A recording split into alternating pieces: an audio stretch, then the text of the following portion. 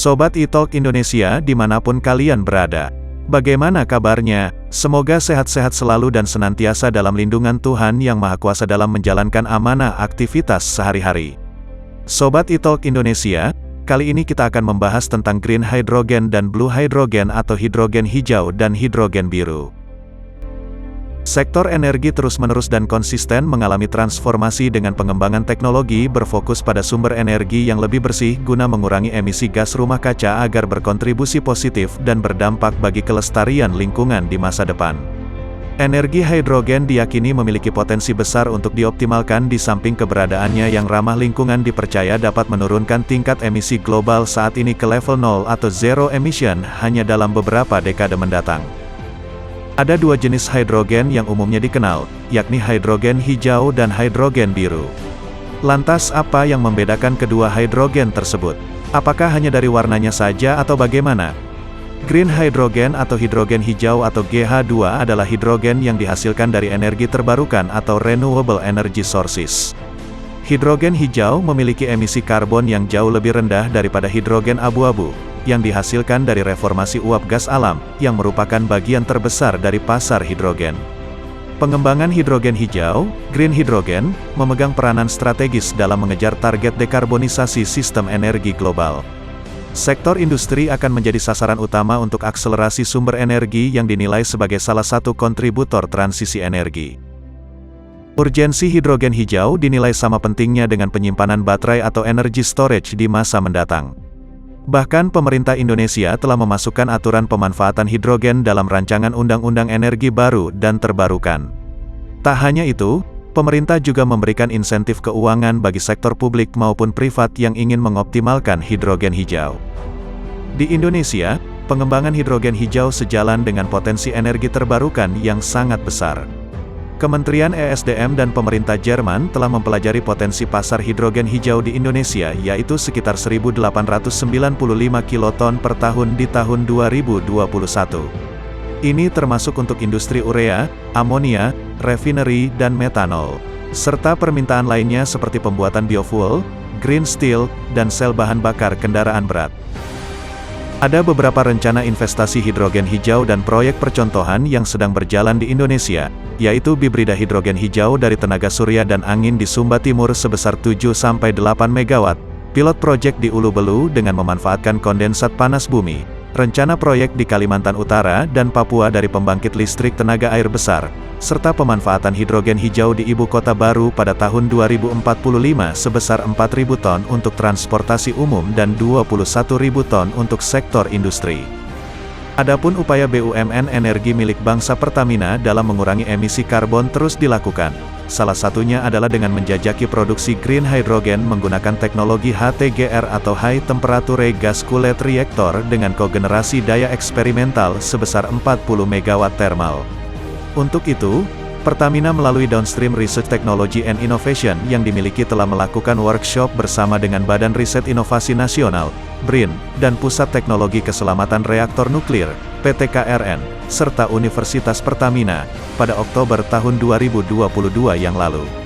Pertamina melihat bahwa terdapat urgensi kebutuhan untuk mengurangi emisi karbon dengan meningkatkan bauran energi. Dalam hal ini menggunakan energi baru terbarukan yang tidak menghasilkan karbon emisi dalam produksinya. Pengembangan green hydrogen memegang peranan strategis dalam mengejar target dekarbonisasi sistem energi global. Sektor industri migas dalam hal ini Pertamina akan menjadi sasaran utama untuk akselerasi sumber energi yang dinilai sebagai salah satu kontributor transisi energi. Green hydrogen adalah pilar utama dekarbonisasi untuk industri. Urgensi green hydrogen dinilai sama pentingnya dengan penyimpanan baterai energy storage di masa depan. Bahkan, Pertamina telah memasukkan green hydrogen dalam roadmap program Net Zero Emission. Green hydrogen bisa menjadi solusi energi di masa mendatang. Adapun blue hydrogen atau hidrogen biru sering disebut-sebut sebagai bahan bakar rendah karbon untuk menghasilkan listrik dan menyimpan energi, tenaga penggerak mobil, truk dan kereta api serta sumber pemanas untuk bangunan dan gedung. Namun demikian, menurut sebuah laporan riset terbaru oleh para peneliti Cornell dan Universitas Stanford di Amerika Serikat, hidrogen biru mungkin tidak baik untuk perubahan iklim, dan berpotensi sedikit lebih buruk, daripada dengan terus-menerus menggunakan gas alam fosil, yang saat ini membuat 85% rumah di wilayah Inggris tetap hangat. Di Amerika Serikat, sekitar setengah dari semua rumah menggunakan gas alam untuk pemanasan ruangan dan memasak air. Menurut Badan Energi Internasional, 96% hidrogen yang diproduksi di seluruh dunia dibuat menggunakan bahan bakar fosil, batu bara, minyak dan gas alam, dalam proses yang dikenal sebagai reforming. Ini melibatkan penggabungan bahan bakar fosil dengan uap, dan memanaskannya hingga sekitar 800 derajat Celcius. Di mana akhirnya, kita mendapatkan karbon dioksida dan juga hidrogen. Kedua gas ini kemudian dipisahkan satu sama lain. CO2 sering dipancarkan ke atmosfer di mana akan berdampak pada pemanasan global, sedangkan hidrogen diekstraksi dan digunakan dalam segala hal mulai dari mesin mobil hingga boiler, melepaskan uap air. Hidrogen biru diproduksi dari gas alam atau natural gas menggunakan proses reforming yang sama yang digunakan untuk memproduksi hidrogen abu-abu grey hidrogen, coklat dan hitam, tetapi CO2 yang biasanya dilepaskan akan ditangkap dan disimpan di bawah tanah. Proses penangkapan karbon dan peralatan penyimpanan yang mahal ini membuat harga jual bahan bakar hidrogen menjadi lebih tinggi. Meski demikian, setidaknya telah menyediakan produksi bahan bakar karbon rendah dengan biaya lebih rendah daripada hidrogen hijau. Proses membuat hidrogen biru juga membutuhkan banyak energi. Untuk setiap unit panas dalam gas alam pada proses awal, hanya 70–75% dari panas potensial yang tersisa dalam produk hidrogen. Dengan kata lain, jika hidrogen digunakan untuk memanaskan bangunan, kita perlu menggunakan gas alam 25% lebih banyak untuk membuat hidrogen biru. Dan seperti yang dilaporkan oleh Badan Perlindungan Lingkungan AS bahwa metana merupakan komponen utama gas alam dan produk sampingan menggunakannya untuk menghasilkan hidrogen biru.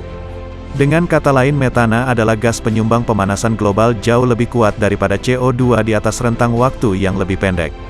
Secara 100 tahun, metana memiliki potensi pemanasan global 28–36 kali lebih besar dari CO2, sehingga satu molekul metana di atmosfer memiliki efek yang sama dengan sekitar 30 molekul CO2. Dalam studi pertama jenisnya untuk mempertimbangkan dampak lingkungan blue hydrogen selama seluruh siklus hidupnya, para peneliti Amerika Serikat menemukan bahwa emisi metana yang dilepaskan ketika gas alam fosil diekstraksi dan dibakar jauh lebih sedikit daripada hidrogen biru. Lebih banyak metana perlu diekstraksi untuk membuat hidrogen biru, dan harus melewati para reformis, pipa dan kapal, yang akan memberikan lebih banyak peluang untuk kebocoran. Penelitian akhir-akhir ini menunjukkan bahwa untuk membuat hidrogen biru akan berdampak 20% lebih buruk bagi iklim ketimbang menggunakan gas fosil. Studi baru ini kedepannya akan meragukan peran hidrogen biru dalam memotong emisi gas rumah kaca dari sektor-sektor seperti pemanas dan industri berat.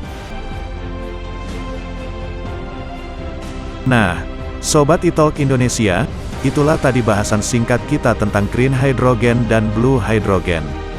Jadi lebih tahu kan? Terima kasih sudah menyimak video ini. Silakan like and share bila Anda suka. Jangan lupa juga untuk subscribe. Semoga yang sedikit ini bermanfaat. Sampai jumpa di video-video berikutnya. Salam e-Talk Indonesia, referensi bicara energi.